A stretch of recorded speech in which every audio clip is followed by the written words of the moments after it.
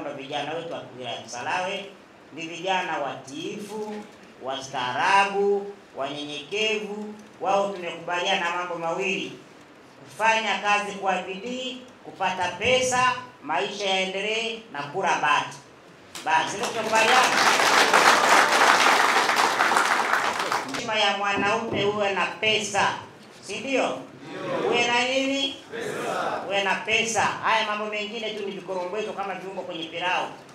Nimekubaliana jana, na jana umeniahidi Mheshimiwa Mkuu wa Mkoa kwamba kuharibu mali hakulipi bili ya maji, kubomoa vitu hakulipi ruku, kuharibu mali za serikali hazilipi. Yani hauwezi ukapata vitu vya maisha kwa kuharibu miundombinu.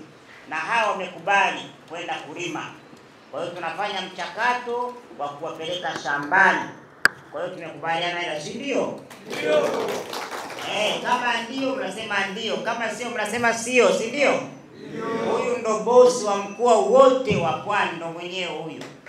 Kwa hiyo hapa amekuja, tusubirie maelekezo yake, tupokee, tuwe watulivu na tumkaribisha sana. Lakini kwa umuhimu wake na kuonyesha jinsi gani Mheshimiwa Mkuu wa Mkoa anawapenda, amekuja na mkuu wa mapolisi wote mkoa wa Pwani, yuko hapa.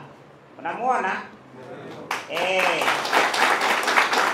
Kwa hiyo zile nongwa zote sasa hivi hazipo. Tulishakubaliana na Mheshimiwa Mkuu wa Mkoa, waliomba tutatengeneza vitambulisho ambavyo vile utaidhinisha kwenye ofisi yako utaratibu mzuri. Kwa hiyo utakuwa na leseni na kitambulisho. Akipigwa mkono na trafiki anasimama, anasema mimi naitwa Petro Magoti, ni bodaboda kutoka Kisarawe, nina leseni, nina dida na kitambulisho changu cha usafirishaji. Naomba nipokee maelekezo afande polisi wa usalama barabarani. Na tumekubaliana hautomkimbia polisi baada ya haya mafunzo Mheshimiwa Mkuu wa Mkoa. Na kama ulivyoelekeza kwamba wapewe elimu na yale yote ni vitu vya msingi, tuone namna gani tunaenda nao. Na sisi tumeshakubaliana lugha ni moja, tunatafuta pesa, tunafanya kazi kwa bidii, uadilifu na uwajibikaji basi. Na kwa kipekee Mheshimiwa Mkuu wa Mkoa, tunaye mwanadada ambaye naye anapiga chombo kutoka Masaki. Simama bana.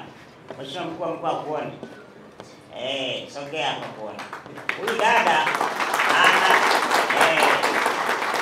anakimbia na bodaboda zaidi ya risasi.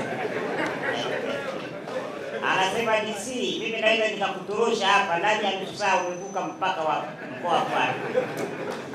Kwa hiyo na mimi nimempa atakuwa bodaboda wangu hapa Kisarawe Mheshimiwa Mkuu wa Mkoa.